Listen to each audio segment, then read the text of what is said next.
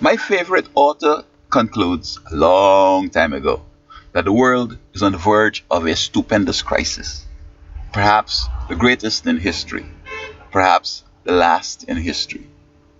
And what we're seeing happening in the Ukraine today, and it's causing consternation around the world, is expected. Now, we have some people, Condoleezza Rice and some others, were analyzing the Soviet Union, and they couldn't see or understand or even conjecture that the Soviet Union would collapse. Well, I mean, if they had a certain type of education, they would have been seeing that. But then on the other hand, seeing it that way is not good for military and for nations because sometimes, you could build on the fears of folks and get to do what your friends ask you to do, especially the secret societies to go and, waste your resources and so on, put yourself in jeopardy. However, from the beginning in Tunisia, when this sort of democratic revolution started, I've been saying that this thing is not about democracy or nothing. It's about chaos. It's about destruction. Then we had, of course, in the West, the Occupy.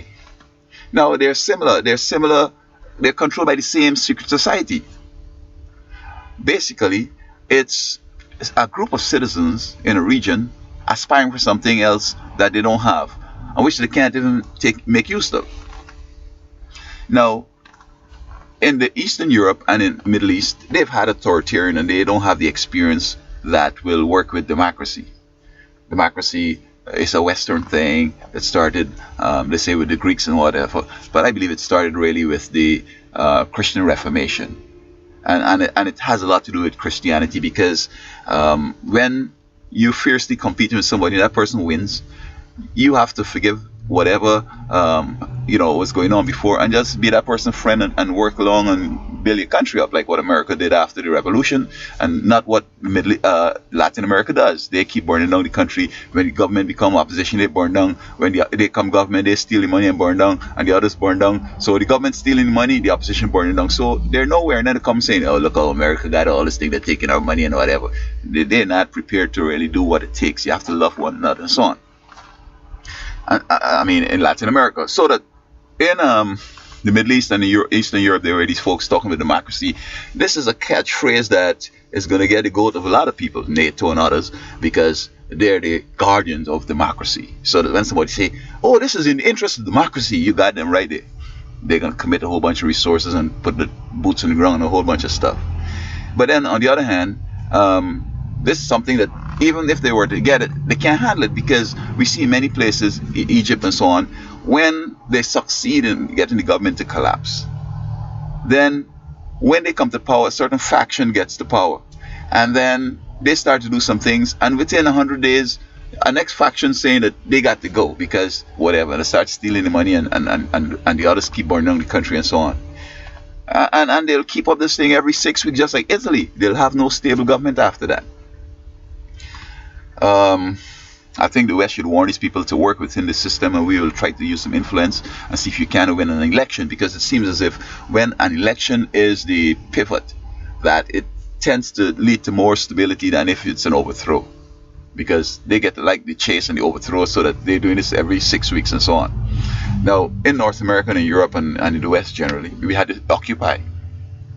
Now, the Occupy, they have some serious communist and socialist philosophies, because I'm hearing in some local radio stations here that people are talking about, oh, we're still planning for the next Occupy and how they're going to start off with a simple problem and then they'll get very diverse and complex so that you can't solve it, so it will lead to chaos. This is what they're planning.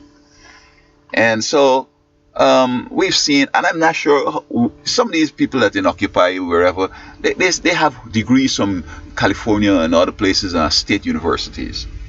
And the education in America, I mean, Obama is trying here with this Common Core to improve it, because hitherto there's nowhere to find its stuff, and in the textbook is where the answers are, and you don't have to know it. And they're selling those textbooks as soon as the semester is over and as soon as the school year is over, so that you have a whole bunch of uneducated folks, because these folks are talking in terms of, socialism, man, that's the way to go. But socialism was tried. You had the Soviet Union collapsed. Castro still holding on to socialism because he can't get help from America and other places, and he want to save face and play as if it's something that works. It don't work in the West here because we have a different experience. Nobody wants to be, authoritarian and so on. But yet these students and these people are asking for socialism, so they want something else. That even in this case here, socialism, communism collapsed. It failed. In the Soviet, China is just using it because they have this large population and they have to have a way of controlling because they can't afford for these people to go out and be free and doing things like what we do in America and in the West there generally.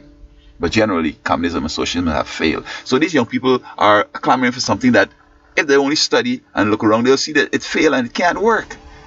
And in the Middle East and in whatever, they want the democracy thing, and democracy is failing, and one day it's going to collapse. I'm sorry to say that, but that's where it's headed. What we're heading to right now is towards theocracy. The Lord is going to come back and take over things, and we have a different world, and so forth. He's going to get rid of the evil folks and the good people he's going to take with him for 1,000 years and come back, and this earth is going to be where we're going to live. That's what's coming up next. So all these changes and so forth is just change for change's sake, and with all the change, things can just get worse. It's going to remain the same, as the French said. It's going to get worse and worse and worse. And so we have to understand what's happening behind this democracy force in places like Ukraine and the Middle East, and the occupied places in Europe and in America here. It's the enemy. It's the New World Order, people who want to come to power. The Bible says in the last days, and we're in the last days, there's going to be a time of trouble such as never was. So how to precipitate that? Have people causing instability. We want democracy when they can't handle it. We want communism when it's failed and we can't handle that. So the whole world, they're hoping, going to be engulfed in this chaos. But as God would have it, and I believe that the Obama family is basically fulfilling the prophecy. The Bible says 4 angels are going to be holding back the winds of strife. And I suspect that, the 2 daughters and the husband and wife, 4. And it's ironic that in this stage of the game that 4 people can come to power in the White House. Now the grandmother is there helping out to keep the daughters, with the type of supervision they need and the help they need and so on. But generally it's 4. And so they're holding back the winds of strife. Now, what should America do? I mean, what are we going to do? What can we do? They have nukes. We have nukes. I mean, I recall with the Georgia thing, George Bush seemed to be talking and looked like he was going to do something. And one guy saying that in the 70s there was some kind of problem. I can't remember where it was.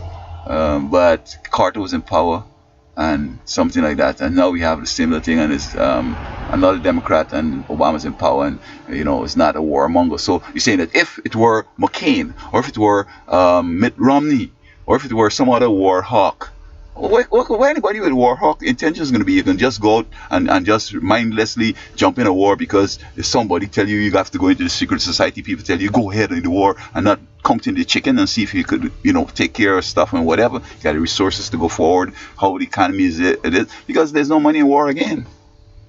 I think the last time money was in war was in the first Gulf War. There were billions made. After that, it's costing the economy and the whole civilization. The Second World War, we were able to come with a Marshall Plan and help out Europe and do whatever, and it was a profitable venture. But today, there's no money in war again. So we're lucky that we have Obama right now, because somebody might have been talking about mobilizing and going to war and all this stuff, and people start worrying, especially we come out to 2 long wars, and the next thing you know, the economy start to do things that and then the whole world is in chaos. Because I'm telling you that there's one organization that's behind this whole world of stupid stuff. Okay, they're trying to get these people to go for democracy, and they're going to get the West goat because they want to join democracy and whatever. But it's just to get you involved in some stuff that, because I even said it, in the Middle East, what's going to happen is that because it's in democracy, we're going to think that, we should support it. And when they get empowered and start attacking our interests, we have to go in, because this is the whole sweat. The Second Gulf War was so destructive, it almost destroyed the economy, American economy, and the world's economy. And Obama and interested in going into those places, as I could see. So they're trying to create a compulsion that you have to go in, because they know that this is how it's going to bring on their agenda of the world collapsing and they getting through with the stuff. And then we have our Occupy folks that are trying to, obstruct the economy. This is all they're trying to do. Sit down at the Long Beach port, block the commercial thing up at Wall Street, sit down and block the streets here in Oakland, and trying to obstruct people from going to work and so on. I mean, you can imagine Americans doing that against your own country. And these people talking about, I was in Puerto Rico, the guy saying that, oh, the problems we having is the government responsible. Well, this is not, they in Puerto Rico have a kind of Latin culture, and they're trying to understand how this, they're trying to explain things through their experience. And over there, a whole bunch of governors and mayors will be locked up when America send money over there to spend it, to put in the pocket and so forth. But that's not the way it's in America. You can't take money and put it in your pocket without getting locked up, or so it got to be a very, I don't know how we could do it, but it don't seem as though something is happening over here. We see this mayor in New Orleans is in some trouble for some kind of kickbacks and whatever. So it happens, but it's not widespread like in Latin America and in Puerto Rico. But they were saying that the government is the problem. Well, you can't come back and blame the government, because the government take the money and created these social networks, safety nets, give them tuition to go to school, give them grants, give them welfare, free this, free that, all this good, safe place and whatever. And it cost, and that wasn't necessarily the reason why things got hard, but that's the way they see it. And so this Ukraine business, I think that we need to tell people, okay, don't overthrow a government and don't play stupid, because nobody who gonna jump into this Russian thing, because they're gonna start flying the nuke stuff, they're gonna start threatening, and everybody can get scared in the whole world. And I mean, there ain't gonna be no nuclear war, but hey, if you're at it, it's probably something could happen, not by accident as such, but you never know. I mean, I know God is in charge and he's controlling things, and this is why they haven't destroyed the world as yet, and he's not gonna allow them to do it. But people who don't understand this are gonna be fearful of it. And why waste time going killing people and stuff like that over something that of any value to us and worth anything? And so, again, I'm saying that I need to see world leaders, NATO and others, and the UN tell these citizens to stand down and stop the demonstration and destroying your country. Because when you burn it down and you destroy it, you come in and asking the West for money. Europe gave, I think, Egypt around $12 billion. They destroyed the country. Long siege in the city. Tourists scared, no production, they just having fun out there in the Independence Park, all over, they're doing the same thing. And when the economy collapses and they got no money, then they expect the West to give them money. When things are destroyed, they can't replace it. And my suggestion is that we tell these people, so that we could also tell our stand up or occupy people to go home, because we're telling the other people to sit down. I mean, if you have something serious, go in the election process, win, and try to put your thing in, but don't try to overthrow the government, because it's not working, man. So I hope that these folks really, get the drift and stop wasting time with this stupid revolution. It's not going anywhere.